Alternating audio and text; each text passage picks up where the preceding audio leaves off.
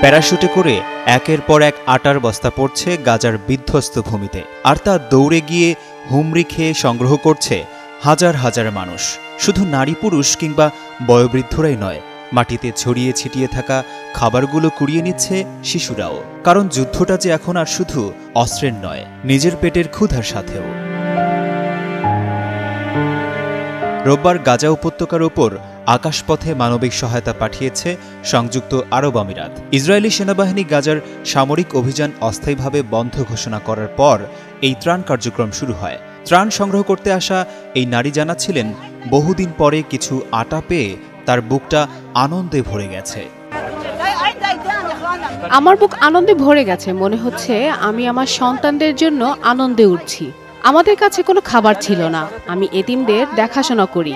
হ্যাঁ, আল্লাহ যেন তাদের বরকত দেন, শক্তি দেন এবং কখনো আমাদের ভুলতে না দেন। ফিলিস্তিনে বার্ডস অব গুডনেস নামে পরিচিত এই মানবিক সহায়তা কার্যক্রম আবারও শুরু হয়েছে।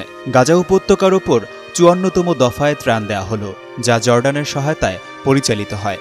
যদিও আকাশ থেকে ত্রাণ ফেলার প্রসঙ্গে স্থানীয় অনেকেই ক্ষোভ প্রকাশ করে বলেন, আমরা কুকুর নই যে খাবারের জন্য আকাশের দিকে তাকিয়ে থাকব বা এক টুকরো রুটির জন্য লড়াই করব। আমরা মানুষের মতো মর্যাদার সাথে বাঁচার অধিকার চাই।